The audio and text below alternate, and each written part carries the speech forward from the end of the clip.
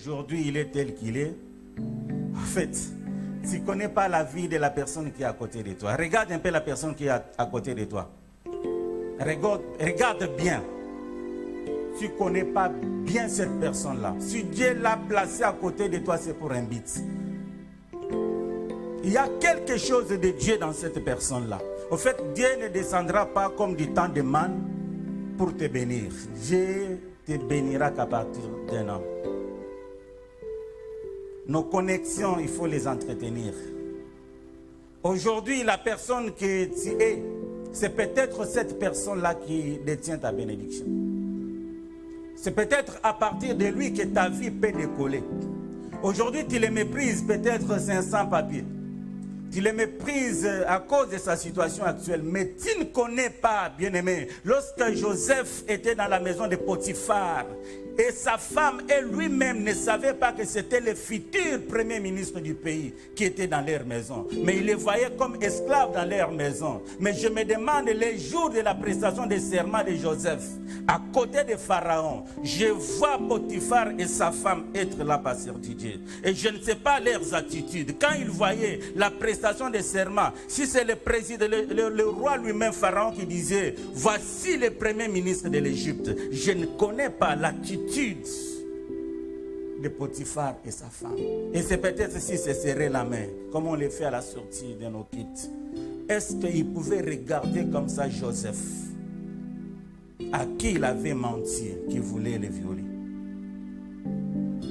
Faites attention avec ce que Dieu a mis à tes côtés. Et 11e conseil avant de prendre 30 minutes de notre prédication. Je sais que Dieu va faire tout pour qu'on soit dans les 30 minutes.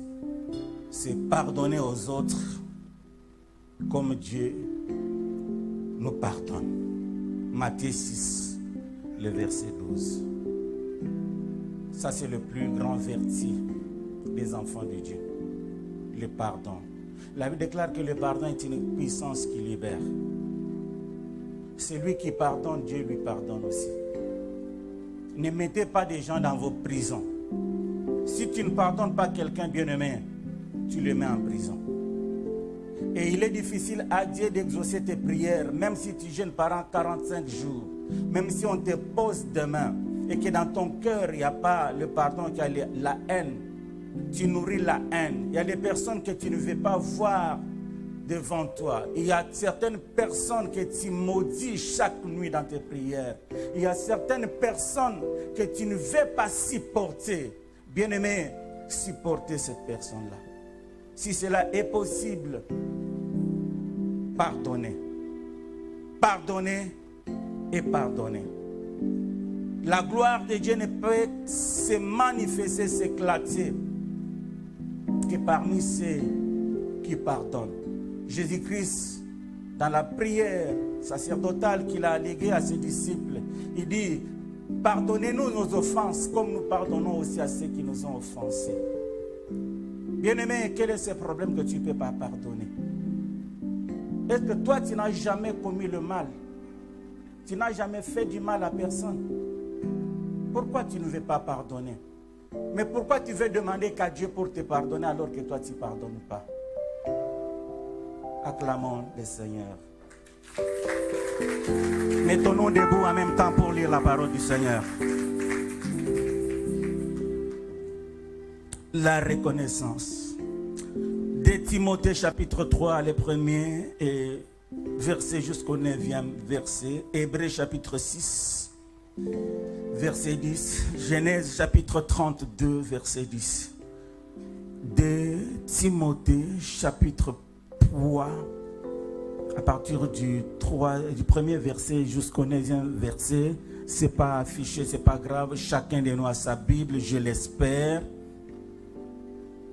De Timothée, le chapitre 3, à partir du verset 1er jusqu'au 9e verset. Sache que dans les derniers jours, il y aura des temps difficiles.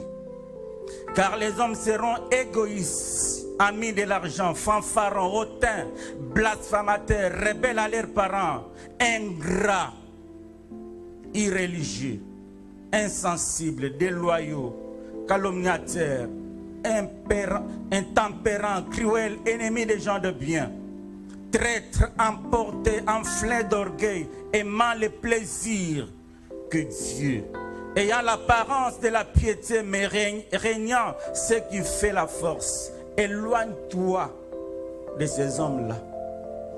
Il y en a parmi eux qui s'introduisent dans la maison et qui captivent les femmes d'un esprit faible et borné, chargés des péchés, agités par des passions de toute espèce, apprenant toujours et ne pouvant jamais arriver à la connaissance de la vérité, des bébés spirituels.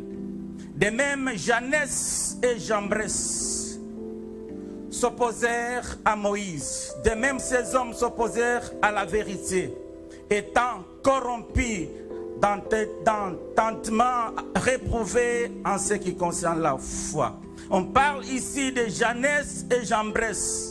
On dit que c'est des hommes s'opposèrent à Moïse. Jeannès et Jambres, en d'autres termes, Jeannès et Jambres, c'est des personnes, ce sont les deux sorciers qui ont prédit la naissance de Moïse, serviteur de Dieu, libérateur du peuple juif et ennemi du peuple d'Égypte. C'est ceux-là même qui ont demandé au roi Pharaon de pouvoir ordonner que tous les premiers nés mâles soient égorgés ou tués à leur naissance par les femmes sages. Ce sont des sorciers, des magiciens à la cour du roi. Ce sont ces deux personnes bien-aimées qui, avec leur groupe, se sont infiltrés à la sortie des peuples d'Israël vers la terre promise. Ce sont eux qui ont amené le peuple à se prosterner, à fabriquer les veaux d'or et à se prosterner devant eux. On les appelle les ramassis dans la Bible. Ce sont ces gens que l'apôtre Paul dit à son fils dans la foi, Timothée. Il dit que ceux qui pratiquent ces choses, ils sont comme ces personnes-là. Ce sont des sorciers, ce sont des magiciens. Mais ils ne feront pas de plus grands progrès, car leur folie sera manifeste pour tous, comme les filles. C'est des hommes. Hébreux chapitre 6, le verset 10.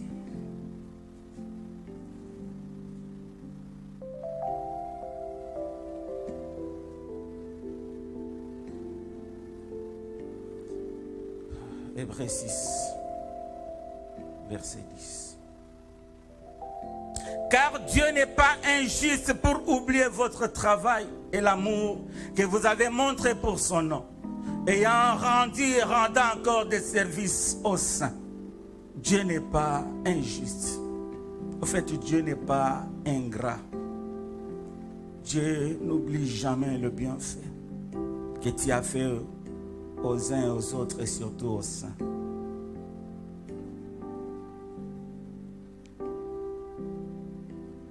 Genèse chapitre 32, le verset 10.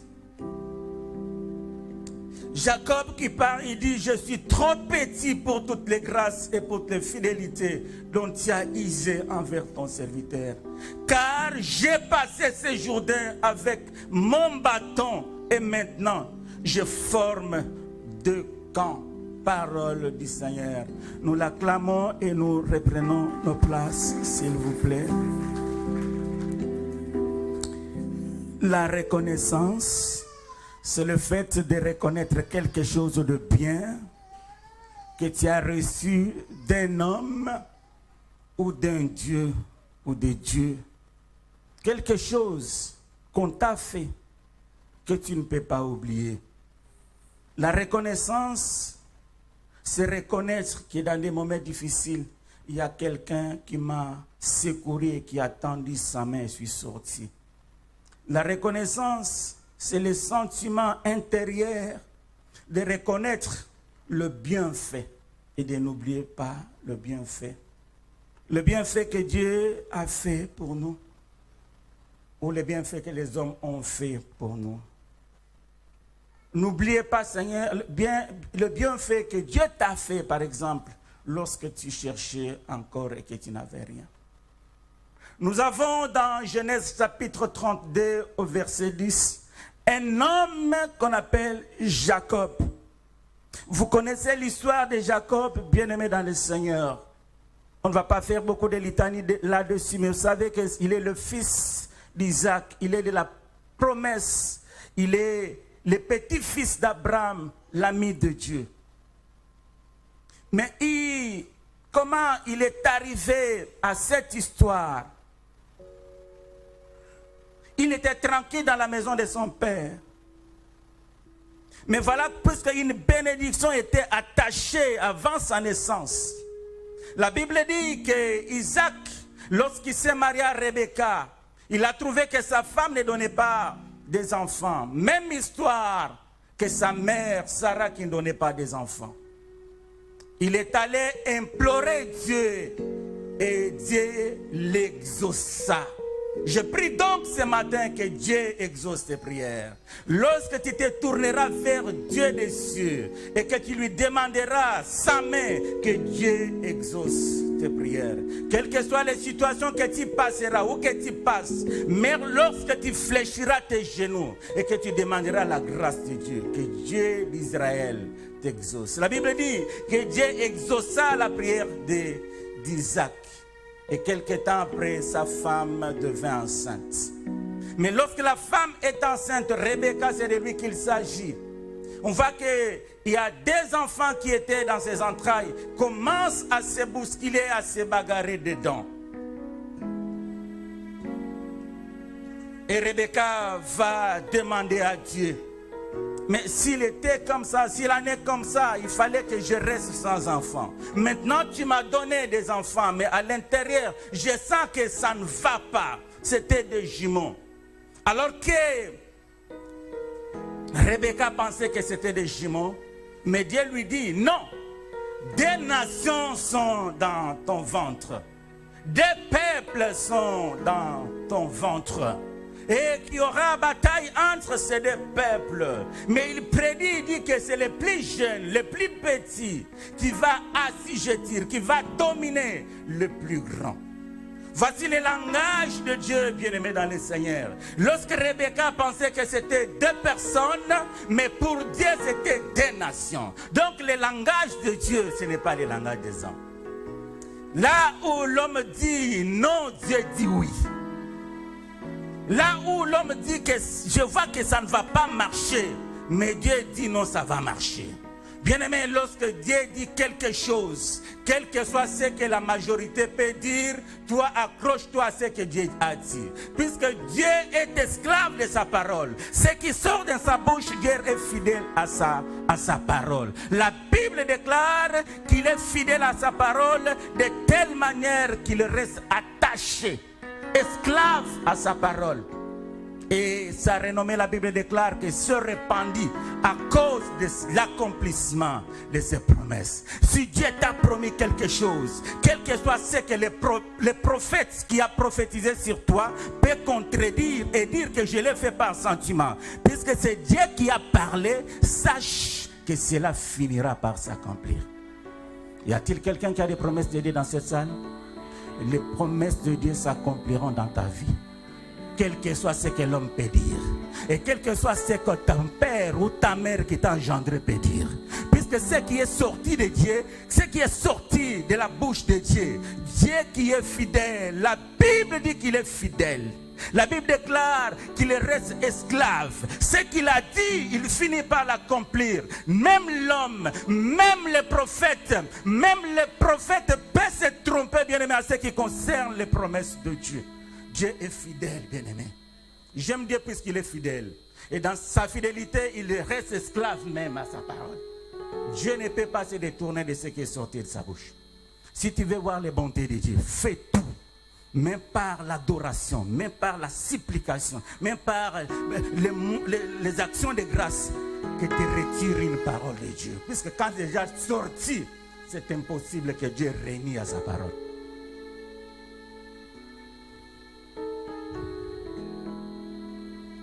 Rebecca a prié, il y avait des nations. Il y avait une promesse pour les plus petits qu'on dit qu'il va assujettir les plus grands. Ça, c'est la promesse de Dieu. Et sachez aussi dans la vie, bien-aimée, comme je le disais dans les conseils, lorsque tu as déjà les promesses de Dieu ou la gloire de Dieu, où ton étoile brille, tu verras qu'il y aura des combats.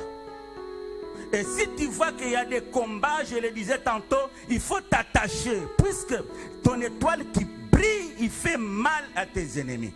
Et tes ennemis ont déjà vu que cette personne, cet enfant, son étoile brille. Il ne faut pas qu'on les laisse tranquilles. Et ils te feront la guerre. Mais je suis content de te dire qu'ils te feront la guerre, mais ils ne te vaincront jamais. Puisque celui qui marche avec Israël est avec toi. Il dit, je ne te laisserai pas, je ne t'abandonnerai point, je serai avec toi jusqu'à la fin du temps. Dieu sera avec toi. Dans les combats, il sera avec toi, puisqu'il sait qu'il est jaloux de la chose qu'il a placée en toi. Des fois, certaines bénédictions peuvent nous attirer la méchanceté des hommes. Mais puisque c'est Dieu qui a dit cela, voilà, je me tiens à ce que Dieu a dit. Même si là j'avance, je suis comme une sentinelle, je reste là. Je sais que ça finira par faire quoi? Par s'accomplir. Pourquoi? Puisque c'est sorti pas de la bouche d'un homme, mais de la bouche de Dieu lui-même.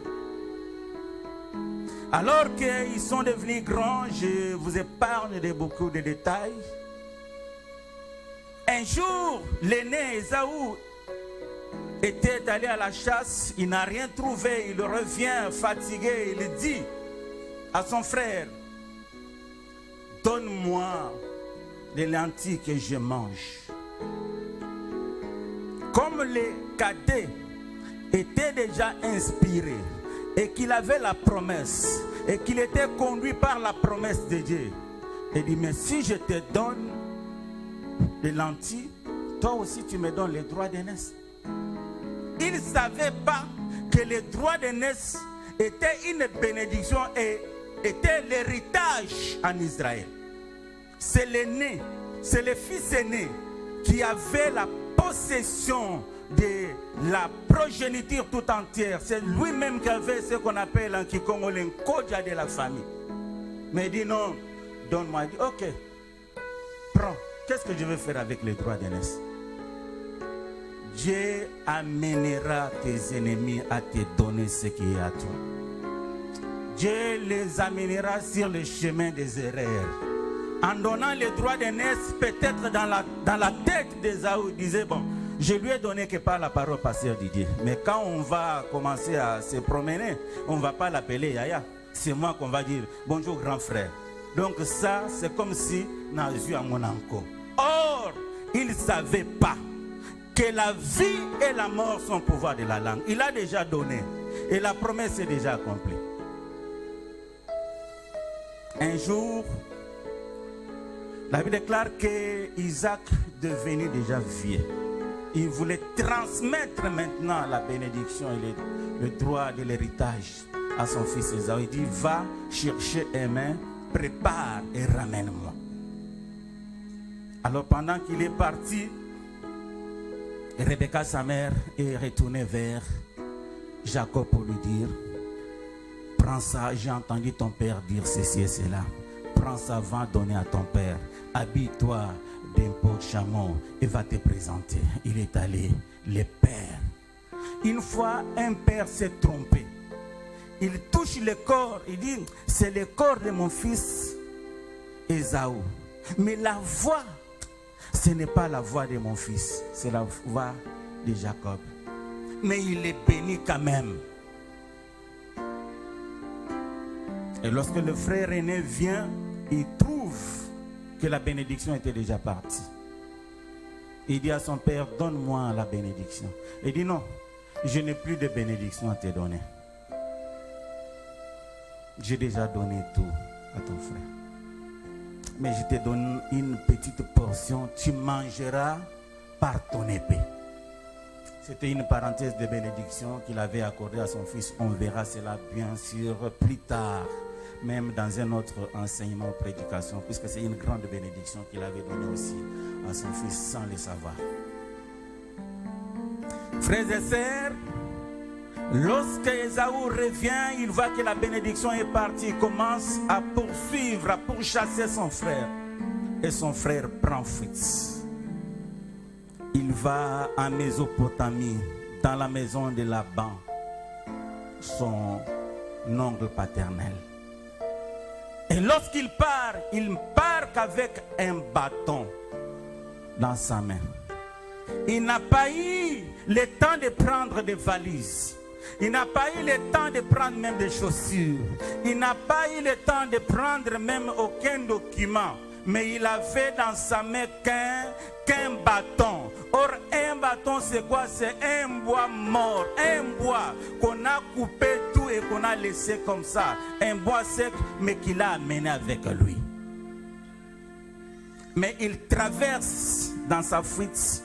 Il a traversé les Jourdains avec les bâtons dans la main.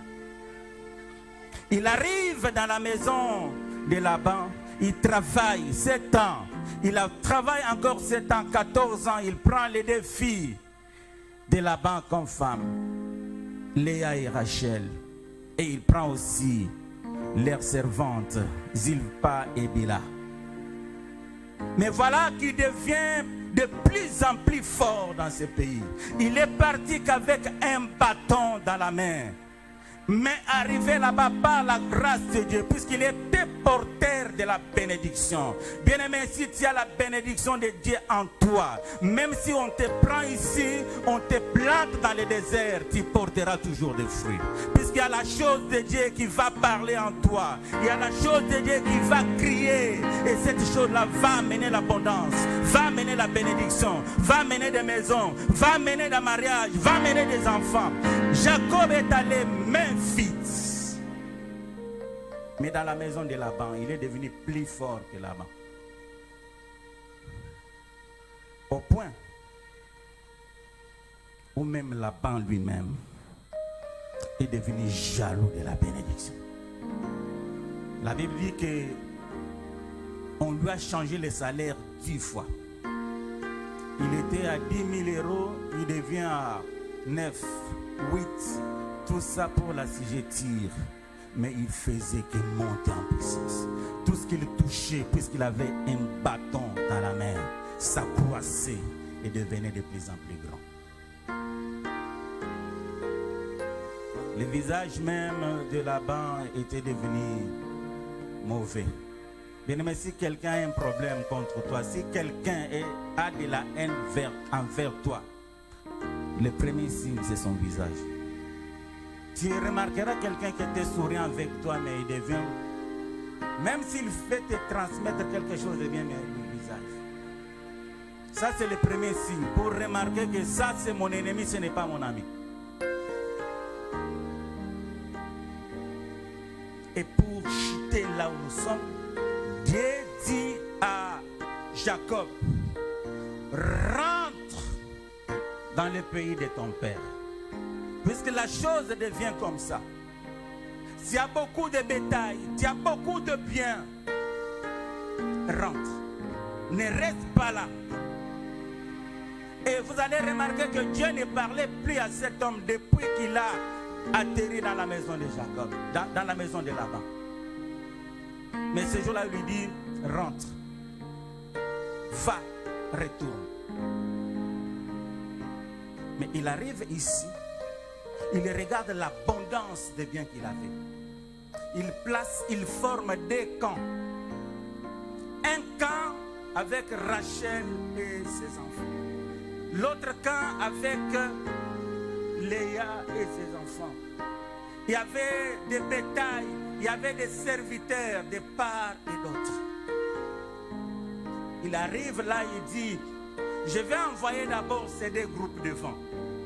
Pour voir la face de mon frère Ésaü qui a de la haine et qui vient avec 400 personnes armées contre moi.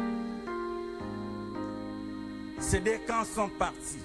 Écoutez-moi bien. Lorsque les 2 camps sont partis et que lui est resté, il a traversé les Jourdains. C'est là où il dit au verset 10, il dit, je suis trop petit pour toutes les grâces et pour toutes les fidélités dont tu as usé envers ton serviteur, car j'ai passé ce Jourdain avec mon bâton. Et maintenant, je forme des camps. Bien-aimé, tu es venu ici en Europe peut-être seul.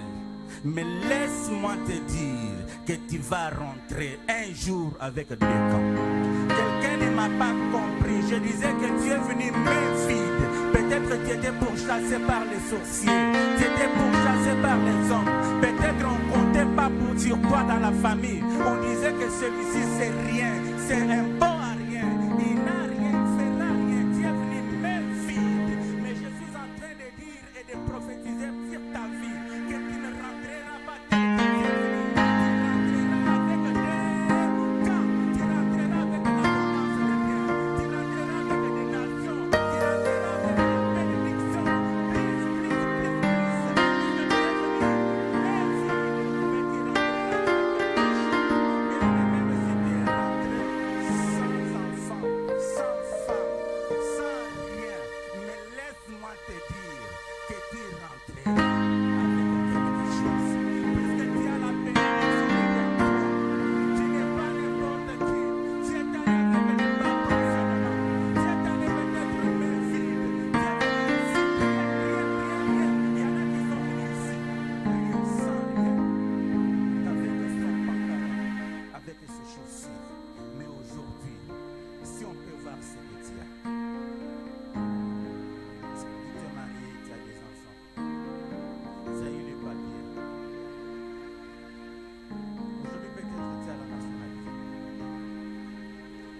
Tu marchais à pied, tu faisais l'embazando à pied.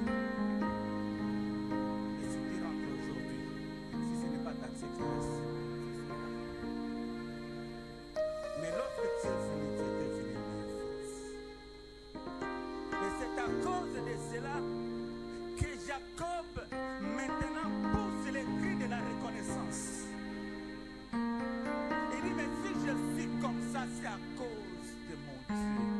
C'est pourquoi David pouvait dire dans Psaume 103, il dit, mon âme bénit l'Éternel et n'oublie aucun de ses bienfaits.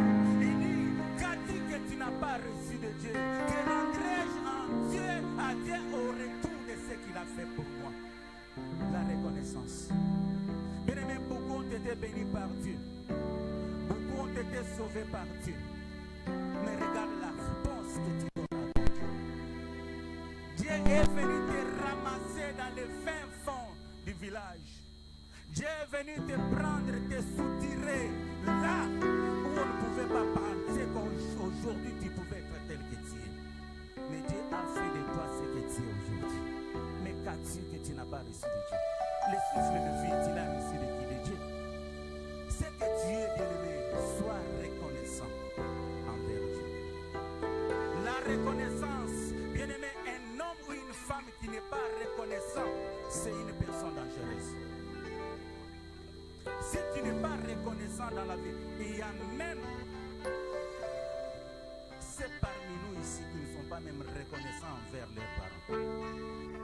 Si là, c'est peut-être à cause de ton père. C'est à cause de la famille. La famille a fait ce qu'il pouvait faire pour que tu sois béni. Mais aujourd'hui, ta mère, c'est ta tante qui a beaucoup de l'argent.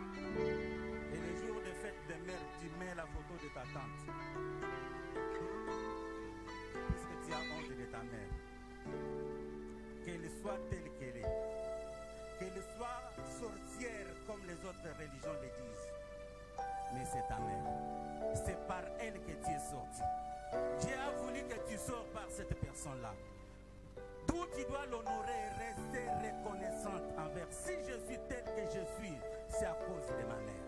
C'est à cause de mon père. Il a fait quelque chose pour moi. Je suis tel que je suis, c'est grâce à Dieu. Mais Dieu m'a fait sortir sur la terre à partir de mes parents. Sois reconnaissant, bien-aimé. La reconnaissance envers ton mari ou ta femme qui t'a amené ici en regroupement familial. Tu l'as aimé quand il était au pays et quand il vient ici, Tu les regardes, tu dis, ce n'est pas un homme de mon genre. Et s'il y a un homme ou une femme qui aime son mari ou sa femme, seulement puisque ce qu'il est ou à cause de son argent, c'est un gigolo spirituel. Et Dieu n'aime pas les gens comme ça. Et ceux qui aiment à cause de l'intérêt quelconque, Dieu n'aime pas les gens comme ça. Quelqu'un t'a reçu dans sa maison, il a fait du bien pour toi. Il t'a donné même un verre d'eau pendant que tu n'en avais pas. Pendant que tu étais dans la difficulté, il t'a aidé. Mais regarde, je parle à quelqu'un ce matin, la reconnaissance. Et l'apôtre Paul dit que c'est le signe du dernier temps. Il dit les gens seront entre autres ingrats. L'ingratitude.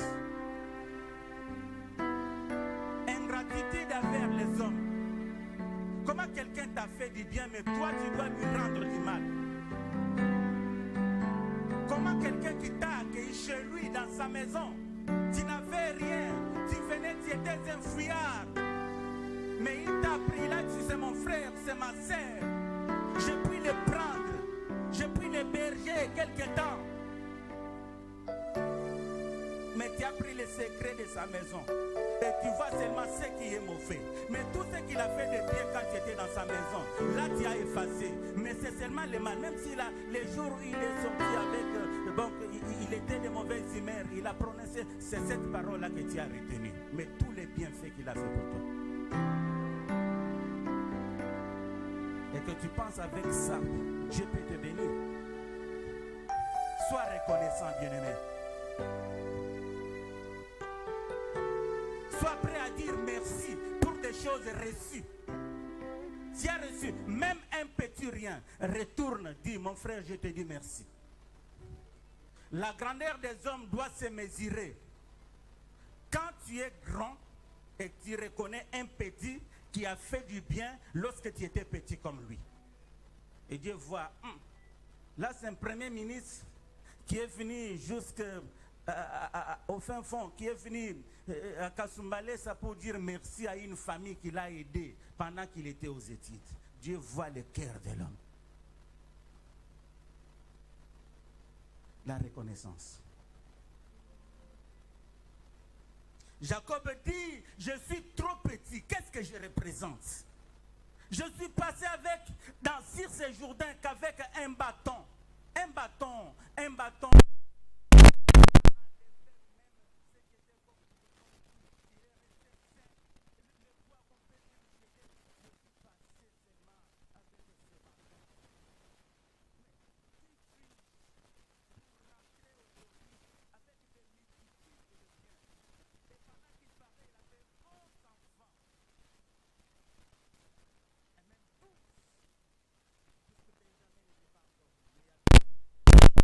Fille. Il est passé seul sur les Jourdains.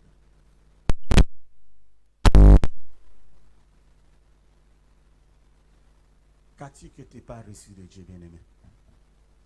Qu'est-ce que tu as que tu n'as pas reçu de Dieu? Qu'est-ce que tu peux dire à ton Dieu ce matin après avoir écouté ce message? Lèvons-nous debout, bien-aimés dans le Seigneur.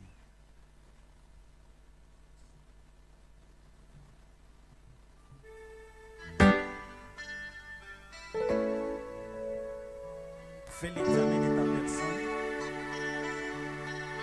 Sois comme Jacob. Regarde le bienfait de Dieu dans ta vie.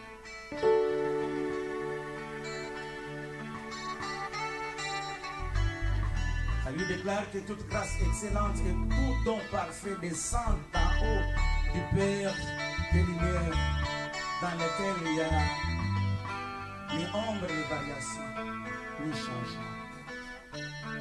Toute bénédiction que tu as vient de Dieu. Ou peut-être tu es passé par un homme pour être béni. Ce matin, je voudrais que tu prennes 2 ou 3 minutes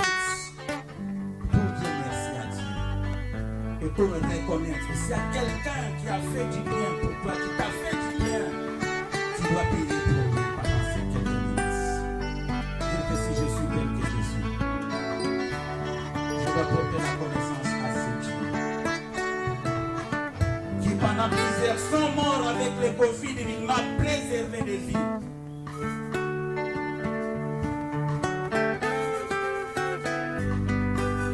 Qui pendant ces temps, plusieurs sont dans des situations compliquées, mais lui,